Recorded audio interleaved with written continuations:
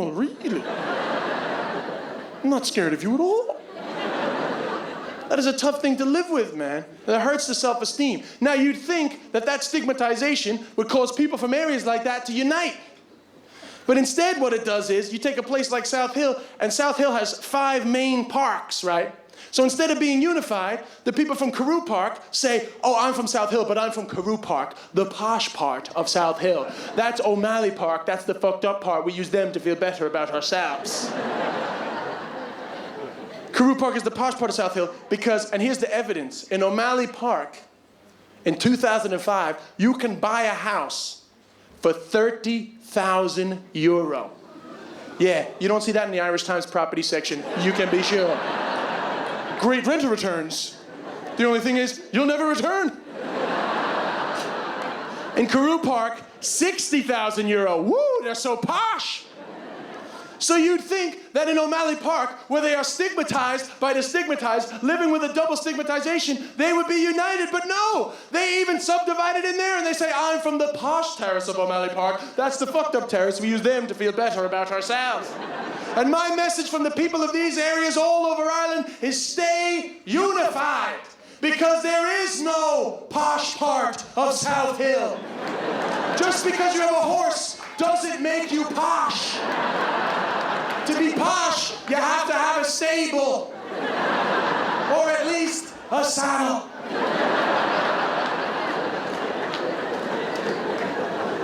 But I had a great time in O'Malley Park. In many ways, I think it was my favorite place to be. Because it truly is a tough place to live, I have to say. I saw things I never wanted to see. And the weird thing was, in Knocknaheeny and Ballymun, a lot of the mad shit was kind of hidden from us. But the situation in O'Malley Park is such that they couldn't really hide it, you know? And I saw things I'd never want to see. But the great thing about Limerick is they have the most morbid sense of humor I have ever heard. And it's fantastic. They make jokes about shit that I would never want to make jokes about because they have to, because they see that heavy shit. And I saw it. You know, the kind of stuff you never want to see, like when a group of people, like thugs, decide they don't want someone to be living in that estate anymore. And they don't consult anybody about it. They just take action on evicting them. So I watched a group of thugs evict a guy from his house. Basically, it was like, you won't be living here by tomorrow. And why they were doing that was the guy had stopped one of them from robbing his car. I mean, come on, in fairness. How dare he? Bastard. So a huge crowd had gathered because they were throwing rocks through the window, right? And I didn't know who was around, but there was a huge crowd. And I watched 3 of them grab a gate heavy enough that 3 of them needed to carry it slowly up to the door, give it the old 1, 2, and the 3, they just threw it through the door, and it was so heavy that it knocked the door right off its hinges, right? And I'm just watching all this, and so is everybody else, and as the door falls to the floor, 2 Garda peep their head out the door like this. As if to say, oh, sorry, was somebody knocking? Now, the 3 thugs had waited for the guards to come out, and when the guards peeped their head out, the 3 thugs were like this. And then they turned around and fucking ran off. And the guard was standing there like this. What can we do? And I was thinking, I don't know, your fucking job, perhaps? You might even fucking chase them a little bit. They're not even afraid of you. I went up to them and I said, I actually said to them, these guys aren't fucking afraid of you. And they were like, we know, we're fucking afraid of them. That shit ain't funny. But the Limerick people keep a sense of humor about that. And the best example of that morbid Limerick sense of humor I ever heard was a story I heard about 6.5 weeks ago. Now, I'm about to name some people, okay? But don't worry, it's all been in the paper, so nobody's gonna die. You ain't gonna die by association of the fact that you were here that night, even though we're filming it. But there's a man from South Hill called Anthony Kelly. He's quite a well-known man. His brother there's always a little bit of a reaction from the Limerick people going, we're fucked, we're fucked. His brother was Michael Kelly, who was he was kind of a gangster, then he turned into a politician, and kind of a natural progression in my eyes. They're a famous family anyway. Now, the Kellys are in the middle of a massive feud with a family called the Caseys. Now, the Caseys are probably the most feared family in Limerick. They are, we're talking about Limerick and glasses smash, and people go, oh shit, it's kicking off. The Caseys are probably the most feared family in Limerick. They're a settled traveler family, and so feared are the Caseys that when I went up to chew them, to live with the Travelers, the first thing they asked me was, when they heard I was in South Hill, was, "Did you meet the Cases?" And I was like, "No," and they were like, "Thank fucking God, they're mental." So when a Traveler family think a Traveler family are mental, that family is insane.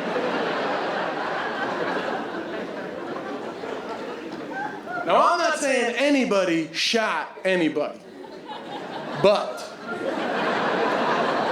Anthony Kelly got shot 5 times in the leg.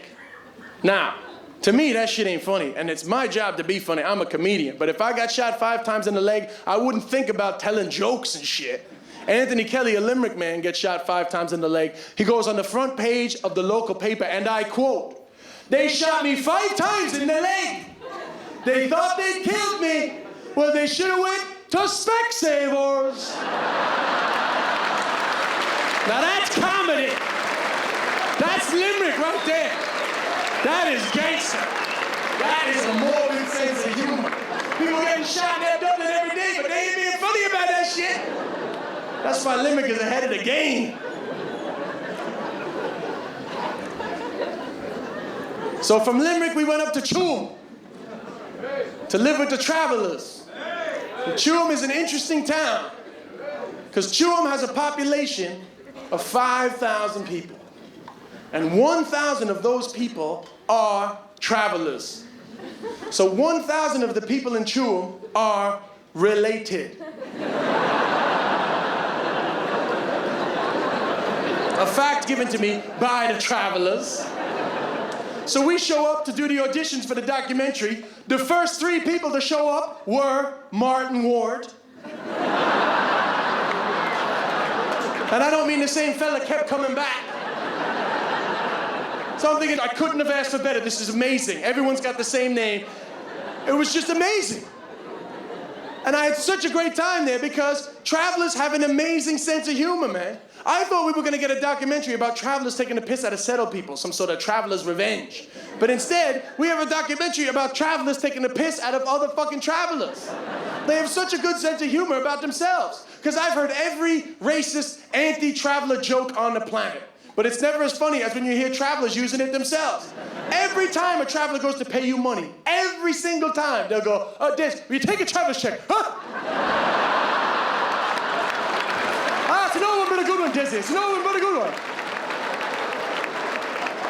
"Des, I'd like to meet my wife. And my cousin." "Huh?" "Funny because it's true, Des. Funny because it's true." They were loving it, man. They were loving it.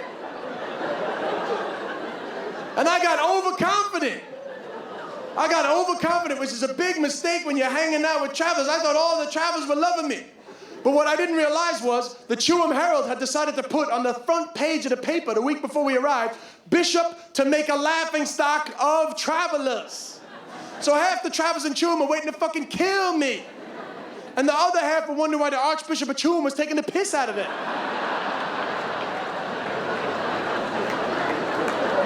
And for the rest of my time in Tuam, every day, all day, children at my door. "Des, have you any jobs for me? Des, have you any jobs for me, please? Des, I'll clear the front for you. Des, there's money in the ashtray of your car. Can I take it? Des, can I borrow your Hurley, please? I'll bring it back. Not like the last time. Des. Des. Des.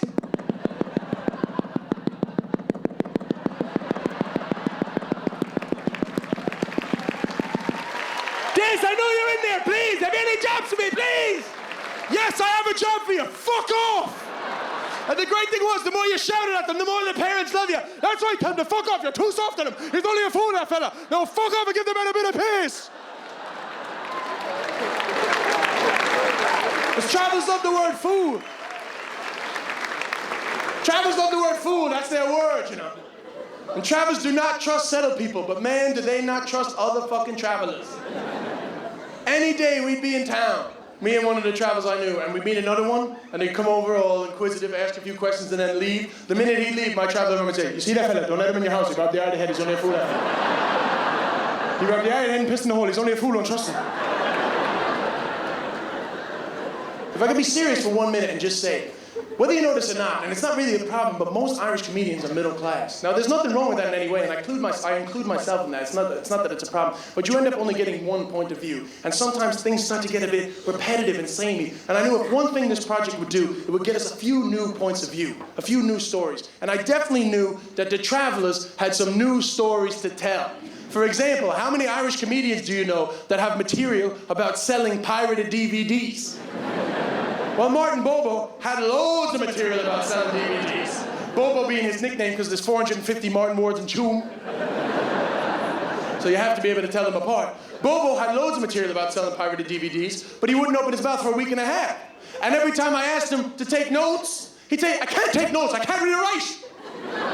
Now, it's a fact. There's a problem with illiteracy in the traveling community. But not as much of a problem as the amount of travelers who like to say they're illiterate when they don't feel like doing shit. So what do I catch Bobo doing after a week and a half? Writing away!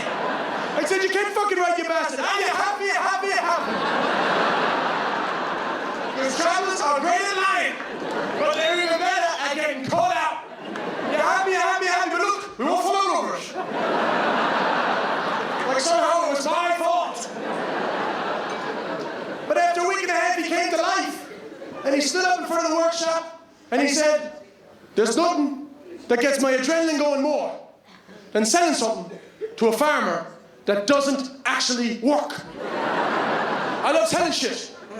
I tried to sell my father his own Christmas present, but I forgot he was my father. I ended up buying something off of myself. So I was like, yes! This is it. Bobo's got a routine. Bobo's got a shtick. He likes selling stuff at markets. This is perfect. Let's develop this. So I decided to do an improvisation. Now, travelers are shit at improvisation, and I will explain why. The idea behind this simple role play was everyone in the group would return make-believe pirated DVDs to Bobo.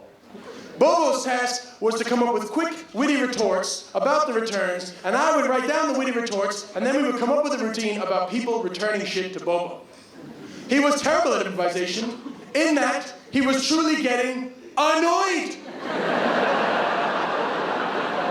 And Donna Ward was terrible at improvisation, in that she wouldn't fucking leave until he took the make-believe DVD back.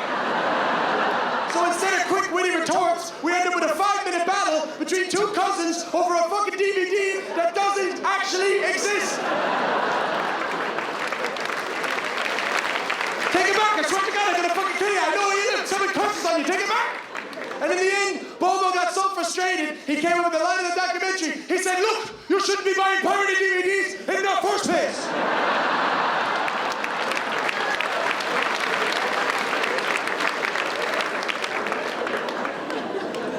And it was brilliant, man. It was brilliant. The gig was amazing.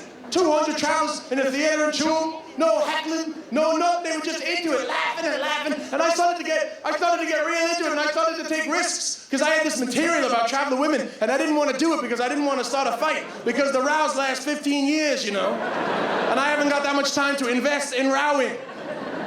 Not to mention I only have 2 brothers. How the fuck can I compete with them cunts? But I was getting so into it, I said, look, I have some material about the traveling women. I don't want to offend you with that. Go on, say it, you fucker, go on! And I was like, oh, I so wanted to get a hold of a traveling woman because I have them hoopy earrings and I just want to grab them by the hoops for all the leverage. Oh, lovely! And they were like, go on, Dizzy, get into it, go on! And I was like, making love to a traveling woman is like being a gymnast. That's right, Dizzy, get into it, you dirty fucker. We'll sell you one. Which one do you want? We'll sell it to you. It was brilliant. And even better than that, 2 of the travelers have continued to do stand-up comedy. The 2 Martins, Martin Squared. They have continued to do comedy. 2 of them have been on this stage in Vicar Street doing a gig, which was amazing because they wouldn't have got in otherwise.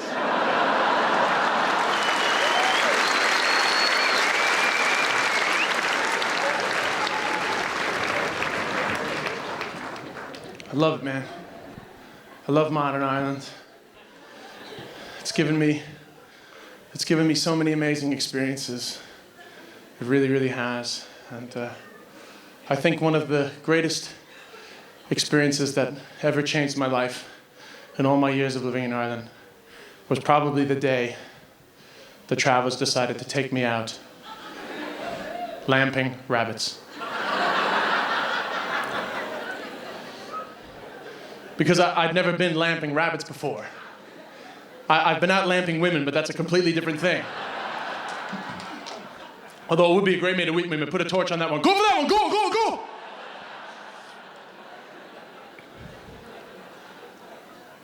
All I know is one Friday night, 2 carloads of travelers pulled up outside my house to pick up me and the dogs. Because travelers love their dogs.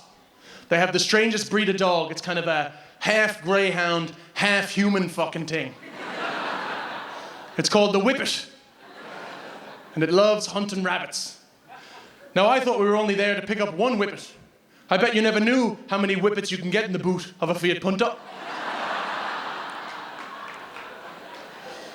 But I know that Friday night I headed off to a field outside Claremorris in the county of Mayo. And when we got to the field, I got out of the car and the lads opened the boot and I thought one Whippet was gonna jump out and 3 of the fuckers like a jack in the mouth. Shut up, dog!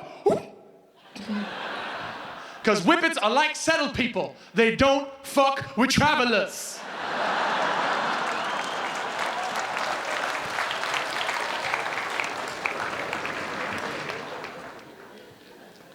So we headed out into the field, me and 10 travelers. And as I said in the show, when you're lamping rabbits, there's 2 things you have to do. You have to stay extremely quiet and you have to walk in a line.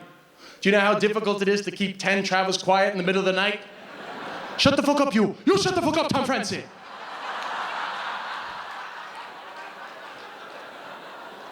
And if I can just say how happy I was to have met Tom Francie Ward. He is a real person, and all my life, I wanted to meet a man called Tom Francie, because to me, that is the perfect name.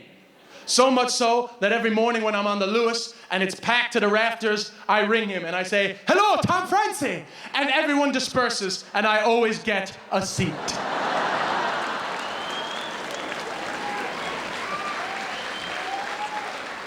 Shut the fuck up, you! You shut the fuck up, Tom Francie!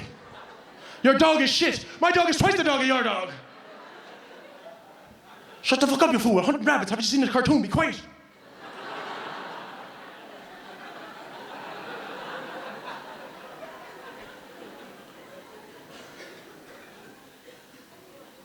Now, if I could just stop the story for a moment and talk to you for just a short while about genetics. There is a gene. It is in you, the Irish person. The Irish American doesn't appear to have that gene.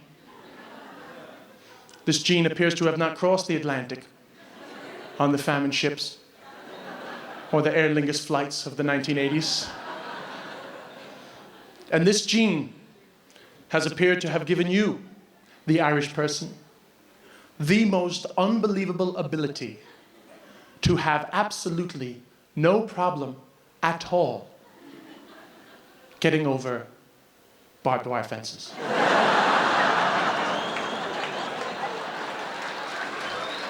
Travelers seem to have that gene in spades. Fucking 10 of them over every barbed wire fence in Mayo like the champion hurdle at Cheltenham. Fucking woo, woo, woo. Hands of fucking rubber they seem to have. 3 Irish camera crew with equipment on their back, microphones and cameras and backpacks, no problem. Woo, woo. And always me, Yankee Man. Last.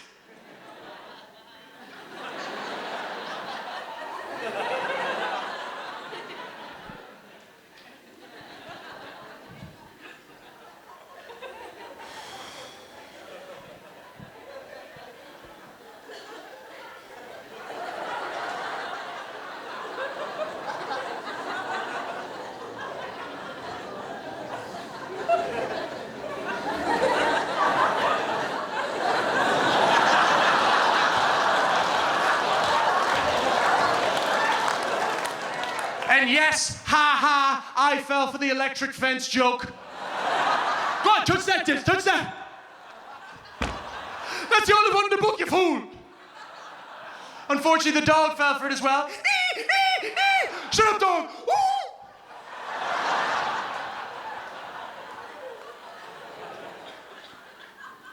And then, 15 minutes into it, Bugsy lifts the head. And he gets lost in the light. And in his little rabbit head, he thinks, oh, look at the light. It's lovely. I'm blinded by the light. I'm revved up like a deuce. You know I'm rolling in the night. I'm blinded. And his bliss is interrupted by the sound of 3 whippets coming his way, heavy breathing, hungry for one thing on this planet and one thing alone, rabbit stuck in the headlights, and the breathing of the whippets causes the rabbit to look out of the headlights, and he thinks, oh, fuck, travelers. Because rabbits are like settle people. They don't fuck with travelers. So the rabbit takes off like a rabbit. And the rabbit starts whipping right and whipping left, and the whippets are going, why the fuck do you think we call whippets, you fool? And one too many whips by the rabbit, and the whippet goes, end of Bugsy. And I felt terrible. And I made the mistake of expressing it. I was like, oh, lads, this is a bit savage, no? What are you, fucking vegetarian? It's nature, you fool. You think lamping rabbits is inhumane? Try watching 3 whippets being put back in the boot of a Fiat Punto. So we headed back to Tuam. By 10 o'clock the following morning, every traveler in Tuam knew I'd been out lamping rabbits the night before. The minute I went into town, every traveler, Diz, have you eaten the rabbit yet? And suddenly they all turned into Jamie Oliver overnight. Everyone I met, Diz, have you eaten the rabbit yet? Well, come here a second, I want to talk to you. What you want to do now is you want to boil a rabbit half the way, then take it out and cut it up and fry it with a bit of onion, a bit of pepper. Fucking lovely. Don't fuck it up now. Oh, and come here, I want to tell you something. You see that fella you're with? Don't trust him, he probably out of the head, he's only a fool, that fella.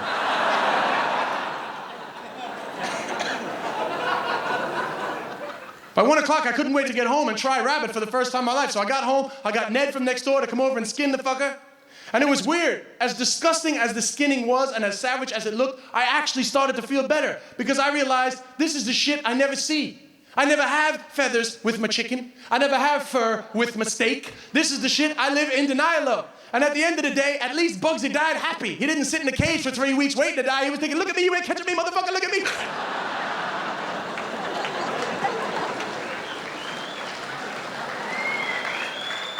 So Ned cut him up, skinned him up, cleaned him up, fucked him in the pot, boiled him up, didn't fry it. He fucked it up, but it doesn't really matter. And I had rabbit for the first time in my life with a carrot, which I thought was quite ironic. And it was lovely. Lovely, like, why the fuck have I not been eating this my whole life? You know, like, lovely, like, And I know some people think that's disgusting, but 40 years ago, we were all eating rabbit. And then the myxomatosis came and fucked it all up. And the fact that you giggled there surprises me, because normally in Dublin, they haven't got a fucking clue what myxomatosis is. One night a girl went, sorry, Des, myxoma what? Myxomatosis, is that a DJ? I think I've heard of him, actually. Whereas I know there's a couple of farmers in here going, fucking hell, this is the gig of my life. First the fucking barbed wire, now myxomatosis. Jesus, this is so fucking relevant. All I need now is slow sets to come back in fashion, I'll be fucking happy. And I ate it and it was lovely. And I couldn't have, why didn't I eat this my whole life? And now I am gonna open the first ever rabbit fast food restaurant. Serving the drunken population of Ireland night after night, food they can have fun with. Outside on O'Connell Bridge, every night of the week, all the students will be like, look lads, guess where I've just been? But I'm only gonna serve rabbit that's been